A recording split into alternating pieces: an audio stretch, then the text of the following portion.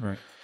You mentioned he inspired Muhammad Ali, who I don't think it's an overstatement to say is probably quite possibly the most famous American Muslim from America.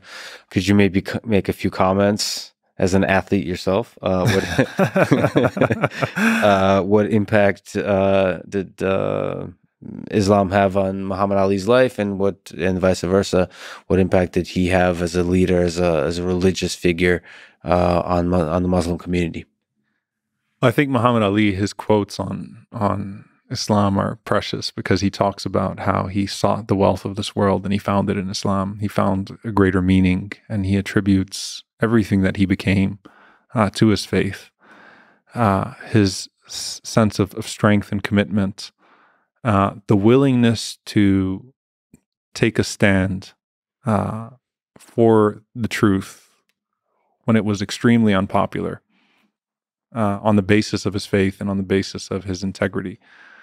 I think that he inspired people with his confidence and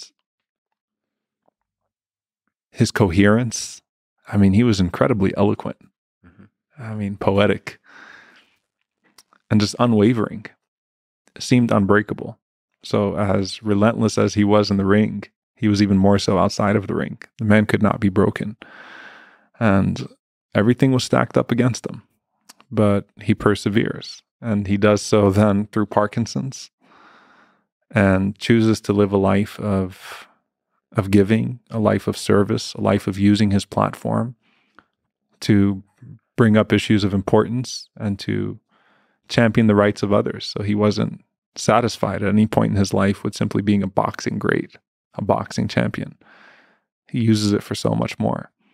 And so he goes down as one of the most famous Americans, period, of the 20th century, one of the most transformative Americans, period, of the 20th century, not just American Muslims. And a lot of people that loved him when he died would not have loved him if they were around in the 1960s and the 1970s. You know, they said they loved him when he couldn't speak anymore. You know, many of those who celebrated him at the time of his death would have been his greatest opponents at the peak of his career and when he was taking the stands that he was taking. Yeah, he was fearless, and part of his faith was helping him take the fearless stance. But throughout all of it, given the strength, I think he's also a symbol of compassion.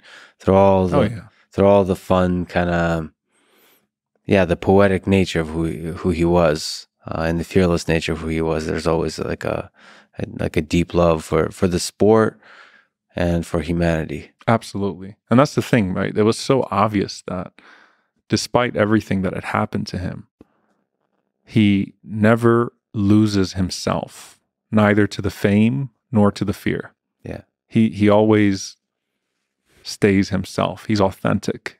And you know, when I went to his funeral, and it was one of the most beautiful things I'd ever seen, because everyone in Louisville, Kentucky had a story with Muhammad Ali, right? The guy that he saves from committing suicide, the school kids, the hotel shuttle driver, the gas station worker. Everyone has a story of Muhammad Ali in Louisville, Kentucky. And when he passes away, everybody comes out and stands in front of their homes, and they take the casket and they drive around the streets of Louisville. And he had this dream. I'm very close to some of his children. Incredible people, by the way, just incredible human beings. And he had this dream that he shared with them, that he was jogging around the streets of Louisville, Kentucky, and everyone had come out to wave to him. And so he's running around jogging and waving to everybody in the streets of Louisville, Kentucky. Then he gets to the cemetery and he says he flies into the heavens. So his dream, and he had this dream years ago. I mean, if you look at his funeral, it's such a beautiful, you can't make it up. It's such a beautiful moment where it seems to come to reality, because everybody in Louisville just comes out and just waves by to his casket. And then when he gets to the cemetery, the gates close and he goes off to be with his Lord. And we pray that it's a good place for him.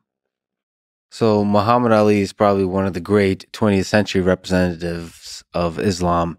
For me personally, at least, hopefully I'm not showing my bias. One of the great modern representatives is Khabib Nurmagomedov, who's a great fighter and a great human being. So you've gotten a chance to meet him. I should also say you're good friends with a lot of really interesting Muslim people. I mean, it's such a widespread religion. There's just so much variety of different people that are practicing Muslims. So what does Khabib represent? What do you like about him as a Muslim? What do you like about him as a person, as representative of the religion? I think Khabib, first of all, he is a great person, humble person. He's shown, and now Islam as well, kind of following in that. They're really showing the beauty of faith in their lives, their culture, their values, everything from the way that he carried himself in a principled way. Like every Muslim kid grew up in a public school cafeteria before Islamic schools were a thing in the United States, not eating pork, for example, and kind of being the odd person out. So when you got a fighter in the UFC scene and doesn't drink alcohol, kind of maintains like a very consistent, principled, attachment to his religion, it really is inspiring. Growing up, we had Hakeem Olajuwon in the 1990s, basketball, who was fasting in the NBA. I think Khabib is that for a lot of people, a lot of young people today, and people in general. And I think beyond that, the values, how he honored his father and how he honors his mother and how he continues to put family first. That's a beautiful part of Islam. That's a beautiful part of our value system. We have a lot of emphasis on family. Family is central to Islam. And his honoring of his father was so beautiful. And again, what he's willing to do for his mother, it's just so beautiful. And I think that we saw it, frankly, even with Morocco in the World Cup. There was a lot of Islamophobia in this recent World Cup episode. A lot of the criticism of Qatar, while no government is beyond reproach, certainly no government is beyond reproach, but had very obvious, blatant Islamophobic undertones. And then with Morocco rising, being the first African Muslim Arab team, to get that far in the World Cup, what did you see? Beyond the consistent honoring of Palestine, you also saw the honoring of the mothers. Every single time the game would end, they go into a prostration of gratitude. So just like we prostrate in prayer, a prostration of gratitude. And then they go and they kiss their mothers' foreheads, dance with their mothers on the field, hug their moms, and honor their moms. That's Islam for you. Khabib, after his fight, what does he do? He prostrates. He points up to the heavens. It's God. And then he prostrates. The whole Moroccan team beautifully prostrates. Even when they lost, they prostrated out of gratitude. They honored their mothers. So I think sometimes athletes are able to demonstrate some of these beautiful values of Islam in a way that the world can maybe see them in a different light. The values of humility and the values of love. Love broadly, but love for family. And look how everyone around Khabib talks about him, right? No one ever says he's a jerk. No one ever says he's mistreated them. They've all got stories, right? And that's what a beautiful Muslim does. A beautiful human being. You treat the people in such a way that all these stories come out later of how good you were to everyone that came into contact with you. And Khabib was that person. He is that person. He does a great job of treating people with a lot of respect. Obviously, no one is perfect, right? I mean, imperfections are for everybody, but I definitely think that he did a beautiful job representing his faith in those moments. Beyond punching people in the face, that's kind of a different subject.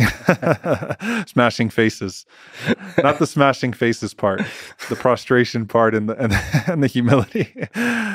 I tell you, man, he's not humble in the ring, right? He's he would maul his opponents, right? But I mean, as a practitioner, as a fan of the sport, of all grappling sports, for me, there's also a beauty to the art of grappling and the fighting sports. But yes, I think again, humility, his honor outside the cage is exemplary, and the money, the fame, the power hasn't changed the man. No, not at all. And that's actually, I think, the most beautiful part. When I met him, I found him to be as humble as he is on screen.